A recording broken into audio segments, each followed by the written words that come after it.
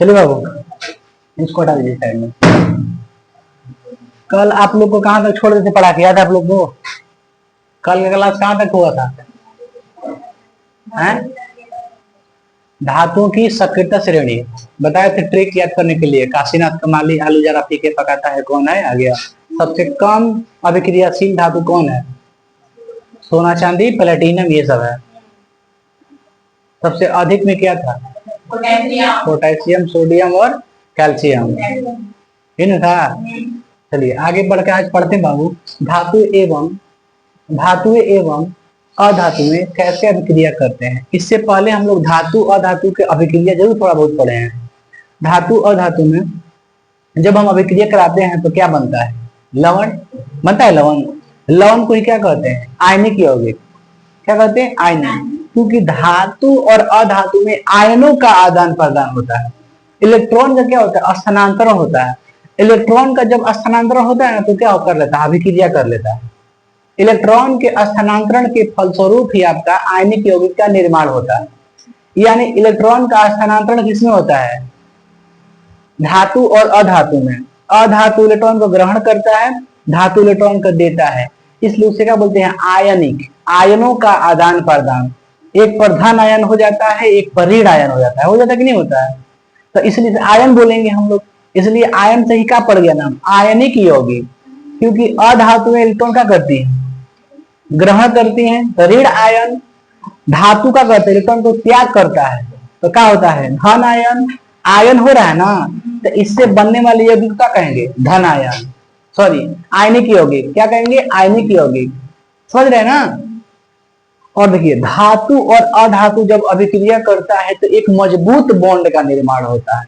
यानी जब कोई अगर धातु अधातु से मिलके बना है तो उसको उसका जो गलनांक होगा, क्वथनांक होगा, थोड़ा उच्च होगा।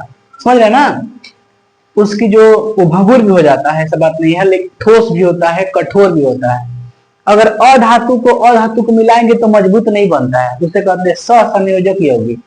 इसे कहते हैं वैद्युत सहसंयोजक यौगिक, आयनिक यौगिक ऐसे कहते हैं इसको। मजबूत होता है, जिसमें धातु मिल गया वो मजबूत हो जाता है। समझ रहे ना? धातु इसमें मजबूत होता है, कठोर होता है, तो जिसमें मिला दिए क्या होता है? मजबूत। तो आयनिक यौगिक मजबूत होगा कि आपका सहसंयोजक यौगिक। अधातु मिलकर बनता है सहसंयोजक यौगिक, तो अधातु वाला कमजोर होता है, याद रखिए। समझ रहे ना? फिलहाल हम लोग पढ़ेंगे कि धातु एवं अधातु। धातु उसे कहते हैं जिसमें करंट प्रवाहित होता है, अधातु उसे कहते हैं जिसमें करंट प्रवाहित नहीं होता है। ये विद्युत का चालन करता है, यह विद्युत का चालन नहीं करता है। मेरा बोर्ड क्या है? अधातु है ना? ये कैसे कैसे अभिक्रिया करता है तो हम लोग देखेंगे। तो सबसे पहले देखेंगे कि जो यौगिक का निर्माण होता है धातु और अधातु से, जो यौगिक का निर्माण होता है, यौगिक बोलते हैं जैसे पानी में क्या होता है? पानी क्या है? यौगिक है कि नहीं यौगिक? क्योंकि उसमें हाइड्रोक्साइड दो चीज मिलकर बनाया गया है, यौगिक, वो भी यौगिक है। तो हमारा कहने का मतलब है कि जो भी धातु और अधातु से यौगिक बनता है, जैसे NaCl, NaCl एक यौगिक है कि नहीं है? तो जो NaCl जो है, तो NaCl कैसे बना? तो इसका देखेंगे इलेक्ट्रॉन स्थानांतरण विधि। NaCl को इलेक्ट्रॉन स्थानांतरण विधि से कैसे बनाते हैं, ठीक है? बाबू कुछ नहीं है, एक बनता है। देखिए ये जो अभिक्रिया करता क्या बनता है? आयनिक यौगिक। क्या बनता है? आयनिक यौगिक, है ना? धातु प्लस अधातु बराबर आयनिक यौगिक। इसको और एक चैप्टर है, डिटेल में पढ़ेंगे हम लोग, कार्बन में और अच्छा से पढ़ेंगे इसको। फिलहाल देखते हैं NaCl, है ना बाबू, को इलेक्ट्रॉन स्थानांतरण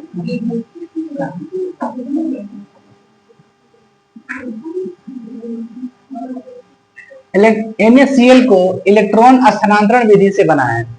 NaCl को Na सोडियम क्लोराइड, ये नमक का फॉर्मूला है, समझ रहे हैं ना? नमक है। नमक को इलेक्ट्रॉन स्थानांतरण विधि से बनाया। देखिए बाबू, कहीं कहीं जो इलेक्ट्रॉन जब बनाते हैं हम लोग, ध्यान दीजिए, इसमें दो चीज है, एक सोडियम एक क्लोरीन है ना? तो सोडियम जो होता है मेरे भाई, आप दिमाग लगाइए, सोडियम जो होता है, सोडियम का इलेक्ट्रॉनिक विन्यास कितना होता है? 2 8 1 होता है।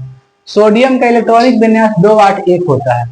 चूंकि यह धातु है, क्या है, धातु है। जब धातु है तो इलेक्ट्रॉन क्या करता है, त्यागता है। अब बताइए इसमें से इलेक्ट्रॉन कितना त्यागेगा, ये तो त्यागेगा ना, तो लिखेंगे सोडियम क्या बचेगा, खाली 2 8 नहीं बचेगा। क्यों बचा, क्योंकि एक इलेक्ट्रॉन क्या कर दिया, त्याग दिया, त्याग दिया ना।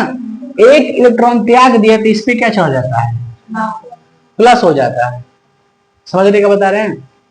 सोडियम का हुआ कि इसने एक इलेक्ट्रॉन को त्याग दिया, समझे, त्यागा तो क्या बन गया, एक प्लस, ये त्याग दिया है। अब एक आता है आपका क्लोरीन। क्लोरीन कितना होता है, 2 8 7 होता है। ये क्या करता है आपका, देखिए 7 को है ना, ये 7 को है, तो इसको पूरा पूरा करने के लिए 8 करना है, तो एक इलेक्ट्रॉन लेगा कहीं से ना कहीं से। यानी अगर हम क्लोरीन का यहाँ बनाते हैं तो 2 8 8, यहाँ पे 2 8 8 कैसे हो गया होगा, जब यह एक लिया होगा इलेक्ट्रॉन, लेगा तो माइनस, लेगा तो माइनस, माने एक इलेक्ट्रॉन का किया है, लिया है, एक इलेक्ट्रॉन का कर ले लिया है। तो जब एक इलेक्ट्रॉन लेगा, जब ग्रहण करेगा तो क्या होगा, त्यागेगा तो प्लस, लेगा तो माइनस, तो एक माइनस, इसका मतलब क्या है, एक इलेक्ट्रॉन लिया है। समझ रहे हैं बाबू, एक इलेक्ट्रॉन लिया है, तो ये कितना हो गया, 2 8 8 हो गया ना, 8 8 2 16 2 18, इलेक्ट्रॉन की संख्या कितनी हो गई, 18। समझ रहे हैं ना। यह देखिए अब होता क्या है कि ये जो 8 गो हुआ है, ये जो एक हट गया है, ये कारण क्या है, होता कैसे है, समझिए। तो देखिए दोनों को अभिक्रिया कराते हैं, कैसे अभिक्रिया होता है, इलेक्ट्रॉन का स्थानांतरण कैसे होता है, मतलब एक में से दूसरे में ज्यादा कैसे, चाहे आता कैसे है, समझ रहे हैं। तो एन ए जो होता है बाबू आपका, एन ए जो होता है, एन ए की आप जानते हैं, यहां बनाते हैं, एन ए पर कितना चार्ज होता है, 2 8 1 होता है इसका ना, 2 8 1 होता है। यानी कहने का इन द सेंस ये है कि इसमें एक इलेक्ट्रॉन क्या है, एक्स्ट्रा हो जाता है, एक इलेक्ट्रॉन क्या होता है, एक्स्ट्रा हो जाता है। आप समझिए हम क्या बता रहे हैं। एक है आपका Cl, Cl पर कितना होता है अंतिम कक्ष में, 2 2 4 2 6 1 7 होता है।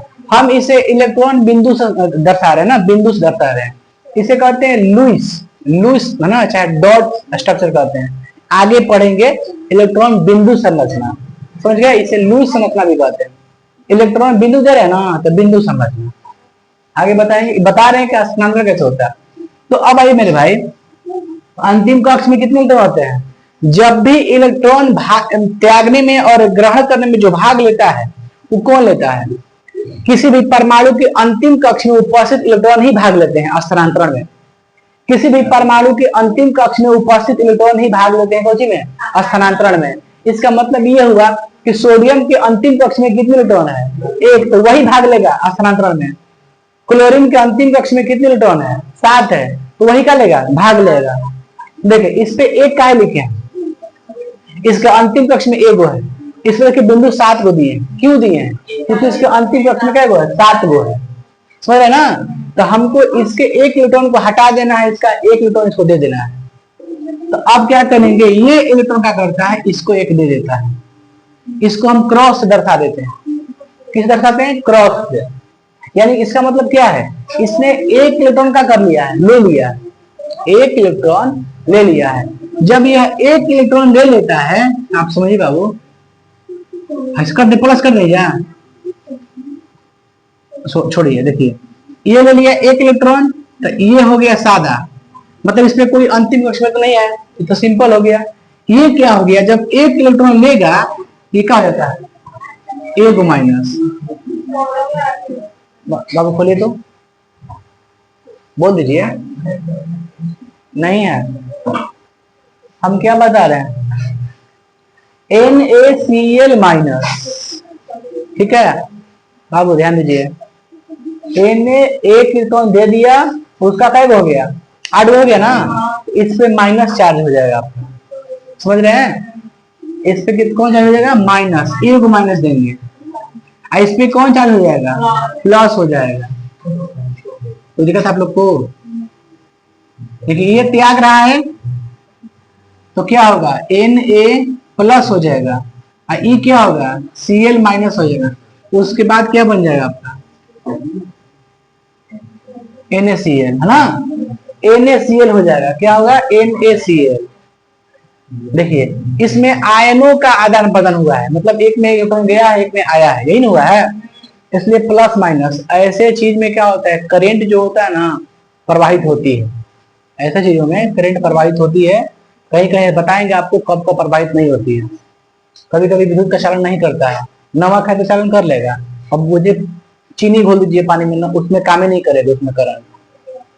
कोई शरबत होगा तो उसमें लाइन नहीं मारता है, समझ रहे हैं बाबू, पहले पहले उसको मिटा का उसको बताते हैं।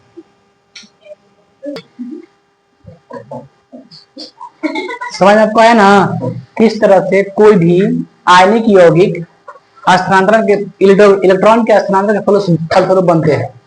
इलेक्ट्रॉन के स्थानांतरण के फलस्वरूप कैसे कैसे बनते हैं पश्चिम बाबू, आयनिक यौगिक यानी लवण, जैसे NaCl के आयनिक यौगिक है। तो कैसे बना, तो अपने इलेक्ट्रॉन क्या करता है, त्यागता भी है और ग्रहण भी करता है, उसके दौरान वो बनता है, समझ रहे ना। अच्छा चलो एक और देख लेते हैं कैसे क्या है। MgCl2 मैग्नीशियम क्लोराइड को देख लेते हैं, तो अलग अलग पहले कर लेते हैं। Mg हो गया, Mg का कितना होता है, परमाणु संख्या 12 होता है ना, तो इसका मतलब विन्यास क्या होगा, 2 6 2 8 2। कै गो त्यागेगा, धातु में है 2 गो त्यागेगा, तो लिखेंगे Mg प्लस 2 इलेक्ट्रॉन, हो गया ना। ये क्या कर दिया, त्यागा, 2 गो त्यागेगा तो काची बनेगा, Mg2 प्लस, Mg2 प्लस, कहीं कहीं Mg+2 होगा, देखिएगा मिला लीजिएगा, Mg2 प्लस। अब एक क्या रह गया आपका, क्लोरीन। क्लोरीन ये कितना होता है, 2 8 7। ये बताइए कितना त्यागेगा चाहे ग्रहण करेगा, ग्रहण करेगा 2 ना कि एगो, तो 1 इलेक्ट्रॉन, तो क्या बनेगा, Cl- बनेगा ना, ग्रहण करेगा तो। चलिए अब दोनों कर लेते हैं साथ फेरा। देखिए Cl2 है ना, जब Cl2 है वहां लगे तो Cl2 कर लेते हैं ऊपर नीचे, ठीक है। हम जानते हैं कि कोई भी अगर आप इलेक्ट्रॉन के स्थानांतरण के फलस्वरूप जो बनाते हैं यौगिक, उसके कोई भी परमाणु हो उसके अंतिम कक्ष इलेक्ट्रॉन ही भाग लेते हैं, अंतिम कक्ष के इलेक्ट्रॉन ही भाग लेते हैं। तो इसमें अंतिम कक्ष के इलेक्ट्रॉन ही भाग लेंगे। इसके अंतिम कक्ष में कई इलेक्ट्रॉन है, 2 गो, तो अंतिम में कई गो भाग लेगा, कोई दिक्कत है। इसके अंतिम कक्ष में कई इलेक्ट्रॉन है, 7 गो, तो कई गो भाग लेगा, 2 2 4 2 6 1 7 है ना। इसमें भी कई 2 गो है, Cl2 2 है, तो इसमें भी कई गो, 7 गो होगा ना। अब बताओ अभिक्रिया कैसे कैसे करेगा, तो ई जाएगा एगो इसमें, ई जाएगा एगो इसमें, समझ रहे ना।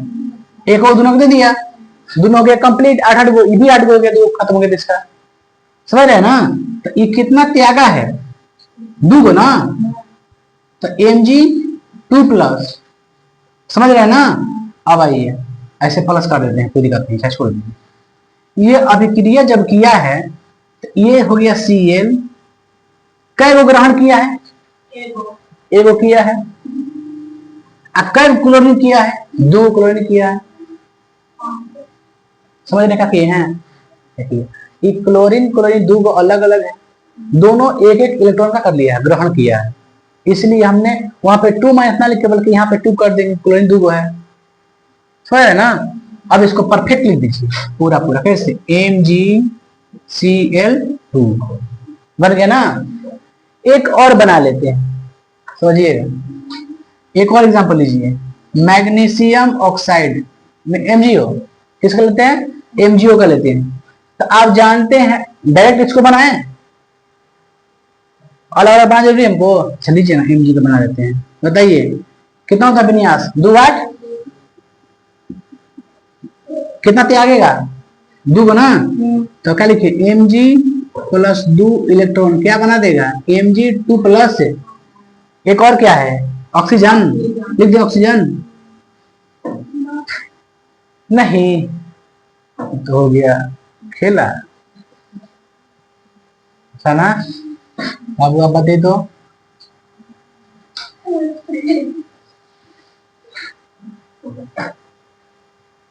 देखिए ध्यान से, ऑक्सीजन है बाबू,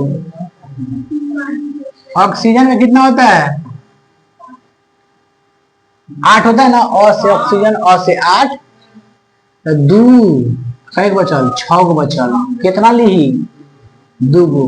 कह रहा है कि 2 गो दे दो भैया। 2 गो लेके हम का हो जी, 2 को माइनस हो जी, और 2 माइनस होगा, ऐसे में होगा। थोड़ा बढ़ा दीजिए, 2 माइनस, 2 को ना ग्रहण किया है तो 2 माइनस है ना। चलिए अब आइए, एक क्या है आपका Mg और एक क्या है ऑक्सीजन। आप जानते हैं कि दोनों में कौन भाग लेता है? अंतिम कक्ष वाले इलेक्ट्रॉन। इसके अंतिम कक्ष में कै गो? 2 गो होता है। इसके अंतिम कक्ष में कै गो होता है? 6 गो होता है ना। 6 गो, 2 2 4 2 6। अभी 2 गो चाहिए ना पूरा, तो एक गो ले लेगा। आप जानते हैं कि मैग्नीशियम क्या करता है? मैग्नीशियम 2 इलेक्ट्रॉन का त्याग करता है, तो त्याग करके किसको देगा? पार्टनर वाला को देगा, इसको देगा, इसे इधर से वो दे देगा। ले भाई तू पूरा पूरा अपन जेब भर ले, ठीक है। हम अपने जेब को खाली करके संतुष्ट हो जाते हैं। मतलब महान कौन? कर्जा लेने वाला कि देने वाला? देने वाला, ये महान है। आप लोग दहेज देने वाले हैं, आप लोग महान हैं। हम लोग को हमेशा क्या बनना है? क्या बनना है? अधातु। हम लोग आधा तो ठीक रहेंगे। काटे देख रहा, देखो एक कबूल बा, ध्यान दीजिए। Mg कै गो त्यागा? तो 2 प्लस होगा। ये क्या है? ऑक्सीजन। इसका पूरा पूरा हो गया का? तो ग्रहण किया है ना, कै गो लिया है? तो 2 माइनस करते हैं यहीं पे। इसके बाद कर देते हैं असली देखा, आगे हो जाएगा। Mg आ रहा है ना, बस छोड़ देते हैं ऐसा ही करके। एक दो और एग्जाम्पल ले लें। क्या ले लें बताइए? Na2O, sodium oxide, sodium oxide. एक और ले लेते हैं, Na2O। बताइए सोडियम का बताइए विन्यास, 2 8 1। कितना त्यागेगा? एगो ना। क्या बनाएगा? Na+, क्योंकि त्यागा ना, जो त्यागता है प्लस। एक क्या रह गया आपका? ऑक्सीजन। कितना होता है इसका? 2 6 काय को त्यागेगा कि लेगा? तो क्या बनाएगा? ऑक्सीजन 2 माइनस बनाएगा ना। अब चलिए कराते हैं अभिक्रिया, ठीक है। ऐसे करते हैं, अलग है सब। एक क्या है आपका? सोडियम है, 2 है ना, ऐसे कर दें, कर देना। यहाँ पे क्या हो गया? ऑक्सीजन। क्या हो गया? ऑक्सीजन। चलिए अंतिम बताइए, इसके कक्ष में कितने होते हैं इलेक्ट्रॉन? 6 गो। 2 2 4 2 6। अभी क्या चाहिए? 2 गो। इसके अंतिम क्या होता है? एगो। इसमें क्या होता है? एगो। यहाँ पे आ जाएगा, ये लाइट यहाँ पे आ जाएगा ना। तो क्या हो गया ये बताइए। सोडियम जो है Na, ये क्या त्यागा? एगो त्यागा ना, तो प्लस होगा ना। यहाँ पर 2 कर दें, कोई दिक्कत है? ऑक्सीजन पर क्या हो गया? 2 को लिया है, और 2 को लिया है, तब तो इसको पूरा पूरे से कर दीजिए।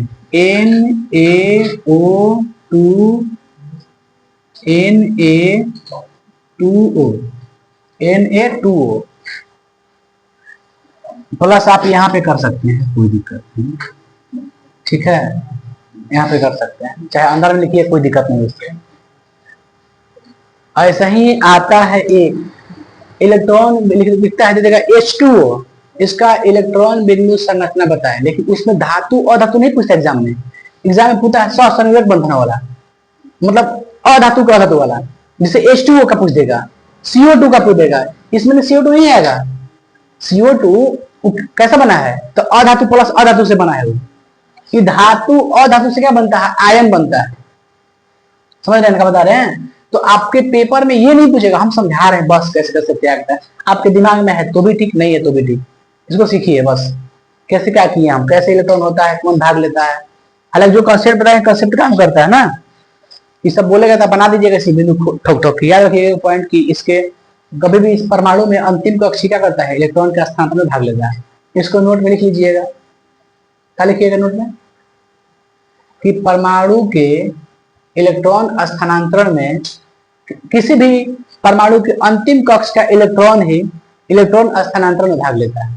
किसी भी परमाणु के अंतिम कक्ष में उपस्थित इलेक्ट्रॉन ही स्थानांतरण में भाग लेता है। समझ क्या बोले हैं, यहाँ पे आ जाएगा, लिख देंगे तो चलिए नोट में यहाँ पे आ जाएगा।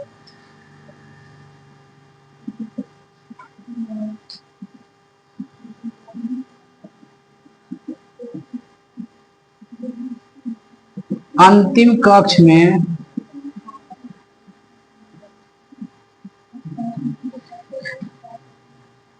इलेक्ट्रॉन ही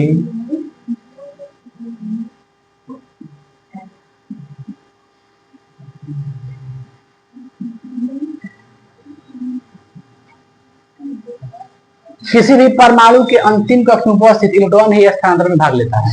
बस इसको उतारिए आप लोग, राइट डाउन। देखिए अब पढ़ते हैं बाबू हम लोग आयनिक यौगिक। क्या पढ़ते हैं, देखिए आगे क्वेश्चन समझिए।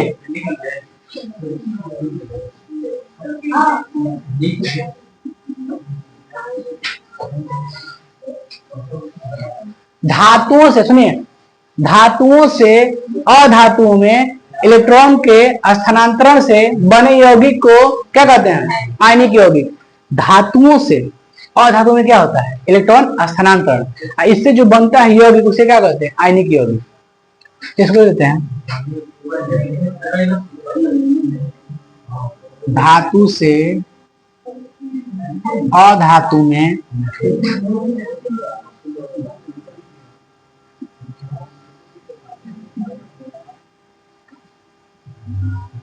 इलेक्ट्रॉन स्थानांतरण से बने यौगिक को क्या कहते हैं, आयनिक यौगिक।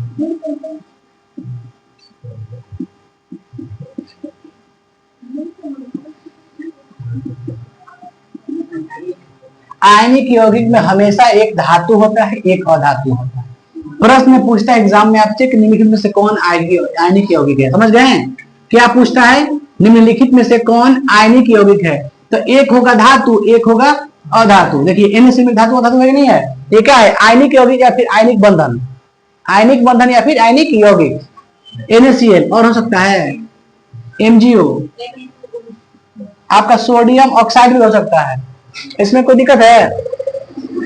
सोडियम क्लोराइड और क्या हो गया आपका मैग्नीशियम ऑक्साइड और एक हो गया सोडियम ऑक्साइड, हो गया ना। ये सब क्या है, आयनिक यौगिक। आयनिक यौगिक की पहचान क्या है, धातु और अधातु, ठीक है। इसी आयनिक यौगिक को बोलते हैं आयनिक बंधन भी बोलते हैं। इससे बने यौगिक को ही, आयनिक यौगिक को ही क्या कहते हैं, आयनिक बंधन भी कहते हैं। समझ गए, इसी को बंधन भी कह देते हैं। आगे हम लोग पढ़ेंगे रासायनिक बंधन, तो बताएंगे आपका कि आयनिक बंधन और सहसंयोजक यौगिक बंधन बताएंगे, ठीक है। वो आगे पढ़ना आपको बढ़िया से, कोई दिक्कत वाली बात नहीं है। चलिए बाबू आगे बढ़कर हम पढ़ते हैं आयनिक यौगिकों का गुणधर्म। बाबू आयनिक यौगिक का गुण, ध्यान दीजिए बात ना, आयनिक यौगिक के गुण।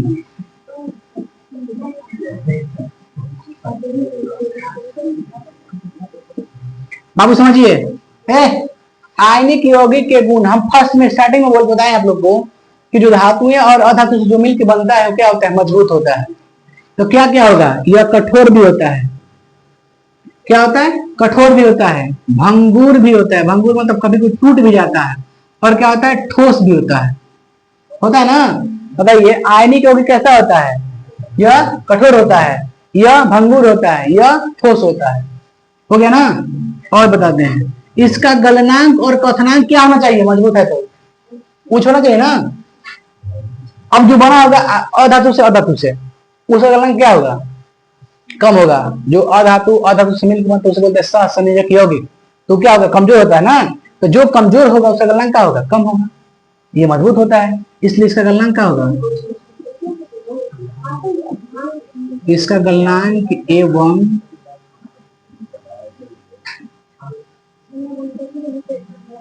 उच्च होते हैं। समझ गए? आगे बढ़े। हाँ सुनिए बाबू, ध्यान दीजिए आप लोग, ध्यान दीजिए। सबसे उच्च गलनांक किसका होता है? देखिए जिससे इसमें एक ई नहीं आ सकता है, CaO आ सकता है। ये किसका फॉर्मूला है? बिना बुझा हुआ चूना का। किसका? बिना बुझा हुआ चूना, कैल्शियम ऑक्साइड, है ना। इसमें डाल देंगे जल तो क्या हो जाएगा? बुझ जाएगा, तो बुझा हुआ चूना हो जाएगा। तो जो कैल्शियम ऑक्साइड है इसका गलनांक क्वथनांक सबसे क्या होता है? उच्च होता है, सबसे अधिक होता है। समझ गए? इसका केल्विन में कितना होता है? 3120 केल्विन। इसका गलनांक कितना होता है? 3120। सबसे अधिक गलनांक किसका होता है?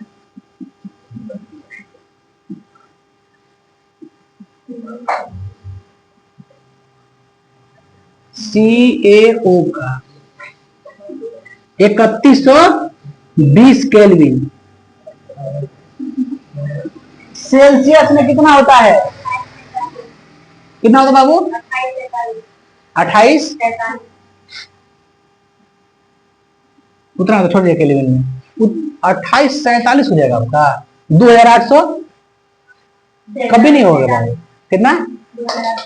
47 डिग्री सेल्सियस होता होगा। 1 डिग्री सेल्सियस में कितना केल्विन होता है? 1 डिग्री सेल्सियस में कितना केल्विन होता है? 273 केल्विन। आप 74 होता है।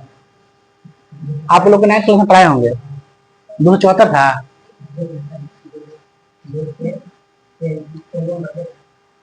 हाँ, या इसलिए हो सकता है कि 1 डिग्री सेल्सियस में कितना होता है?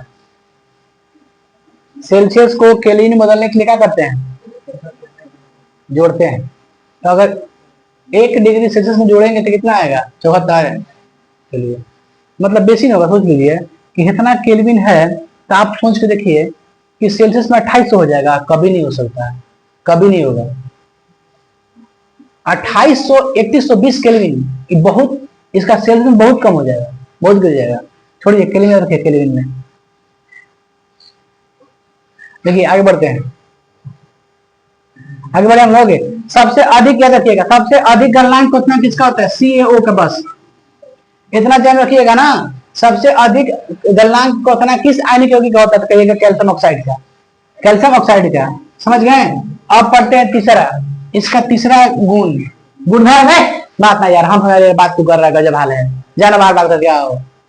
सुनिए आगे बढ़ते हैं बाबू हम लोग। आगे बढ़ के क्या पढ़ेंगे बाबू हम लोग? घुलनशीलता ना। देखिए यह जल में घुल जाता है, यह जल में क्या होता है? घुल जाता है। नॉर्मल जल में घुलनशील हो जाता है। लेकिन अगर हम आयनिक यौगिक को पेट्रोल में डाल देते हैं, एसीटोन में डाल देते हैं, बेंजीन में डाल देते हैं, किरोसिन में डालते हैं, तो क्या घुलता है? नहीं घुलता है। किरोसिन, पेट्रोल, बेंजीन और एसीटोन, ये 4 चीजों में नहीं घुल पाता है। कौन नहीं घुलता है? आयनिक यौगिक। NaCl क्या है? आयनिक यौगिक। ये एक नमक का फॉर्मूला है, सर नमक है ना। इसको पेट्रोल में डालिए नहीं घुलेगा, किरोसिन में डालिए नहीं घुलेगा। नमक घुलता नहीं ना किरोसिन में। नमक क्योंकि एक आयनिक यौगिक है, इसलिए यह किरोसिन में नहीं घुलता है। नमक क्या है? आयनिक यौगिक है। कोई भी आयनिक यौगिक पेट्रोल में, किरोसिन में, बेंजीन में, एसीटोन में किसी में नहीं घुलता है, लेकिन नॉर्मल जल में घुल जाता है। जो जल होता है ना, जल में क्या हो जाएगा? घुल जाएगा। बताइए इसका घुलनशीलता क्या है? इसकी घुलनशीलता, यह जल में घुलनशील देखा होते हैं, यहाँ पे होते हैं, लेकिन पेट्रोल, किरोसिन में, डीजल में भी, हाँ डीजल, बेंजीन, एसीटोन में नहीं घुलता है। कोई दिक्कत इसमें? आयनिक यौगिक क्या जल में घुलता है? ना, ना। हाँ, जल में नहीं घुलता आयनिक यौगिक जी, घुलता है। किरोसिन नहीं घुलेगा, डीजल में नहीं घुलेगा, पेट्रोल में नहीं घुलेगा, एसीटोन में नहीं, बेंजीन में नहीं। समझ गए? किसी में नहीं घुलेगा। आगे बढ़ के देखते हैं बाबू अगला पॉइंट। देखिए, यह अगर ठोस अवस्था में होगा, दिमाग लगाइए, आयनिक यौगिक अगर ठोस है, आयनिक यौगिक क्या है? ठोस है, तो ठोस अवस्था में वह क्या होता है? विद्युत का चालन नहीं करता है। ठोस अवस्था में विद्युत का चालन नहीं करेगा। अगर उसमें आ गया नमी, घुल गया, अगर द्रव अवस्था में है तो उसमें क्या काम करेगा? चालन, यानी करंट धक्का-धक पार होगा। समझ रहे हैं? यानी कि आयनिक यौगिक में पूछे पेपर में आपसे कि आयनिक यौगिक में ठोस अवस्था में धारा का प्रवाह होता है, तो ये नहीं प्रवाह होता है। ठीक है, तो आगे बढ़ के हम लोग 4 पॉइंट लिखते हैं। चालकता, यह ठोस अवस्था में विद्युत का चालन नहीं करता है, लेकिन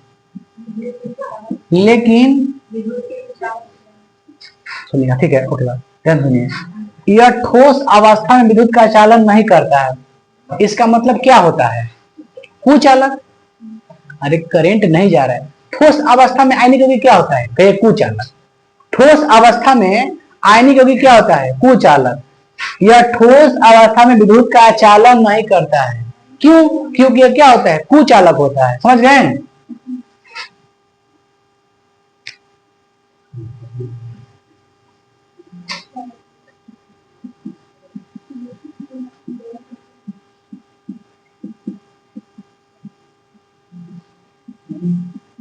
लेकिन द्रव अवस्था में, ठीक है, द्रव अवस्था में चाहे विलयन कर दें, अगर उसका विलयन होगा, कैसा विलयन? जैसे किसी भी ठोस अवस्था, चाहे आयनिक यौगिक का विलयन होगा, विलयन कर सकते हैं, लिखते हैं द्रव अवस्था में, संक्षेप में लिखते हैं, द्रव अवस्था में यह विद्युत का चालन करता है, चूंकि यह क्या होता है? सुचालन।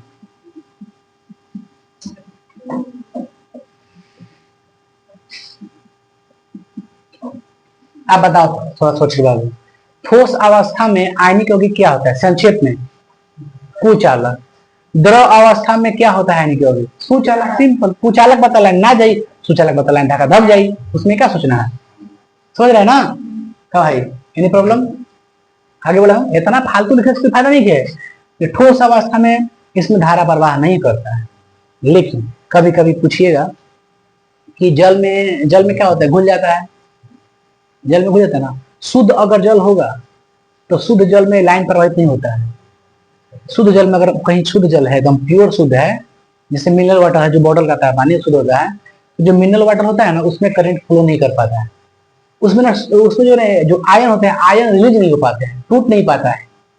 लेकिन खेत में अगर पानी जल गया, सब नजर वाला, उसमें लाइन आ जाता है। रीजन पता है?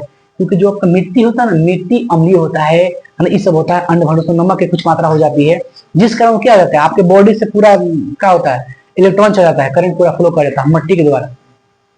तो खेत में पानी गया, जिसका मतलब नहीं कि लाइन नहीं जाएगा, उसमें जाएगा पानी में, उस लाइन, समझ रहे हैं ना? क्योंकि मिट्टी में क्या है?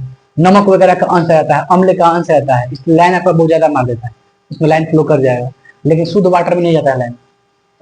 चीनी वाला घोल दा पानी, जैसे चीनी वाला पानी घोलिए, चीनी जो शरबत होता है, चीनी वाला शरबत, उसमें लाइन फ्लो नहीं करता है, क्योंकि उसमें जो प्लस और माइनस नहीं बन पाता है। समझ गए? उसमें धातु में मत अधातु नहीं हो पाता है। चीनी का फॉर्मूला क्या होता है? C12H22 है, हाँ, H22O11 ये होता है ना। इसमें कहीं धातु अधातु नहीं है क्या? तीनों में ना कार्बन में है, ना हाइड्रोजन है, ना ऑक्सीजन है, तीनों में किसी में कुछ नहीं है प्लस माइनस में है, कभी नहीं होगा इसमें। कब प्लस माइनस होता है? जब धातु एक अधातु होता है तब। समझ रहे हैं ना? शरबत में कभी भी लाइन नहीं मारता है। घोल दो नमक, क्या बोल दो? पानी में नमक में क्या होता है? Na सोडियम, Cl अधातु, एगो प्लस त्यागेगा, एगो ग्रहण करेगा, ये नहीं करेगा भाई, इलेक्ट्रॉन त्यागता है, लेता है। लेकिन मतलब चीनी में कौन त्यागता है? चीनी में क्या है? उसमें प्लस माइनस, उसमें चीनी में है, चीनी में सी है, एच है, ओ है। ना सी धातु है, ना एच धातु है, ना ओ धातु है, तीनों का अधातु। तीनों का है अधातु। क्या समझे? बात समझ रहे हैं ना? जैसे आप इसको उतारिए,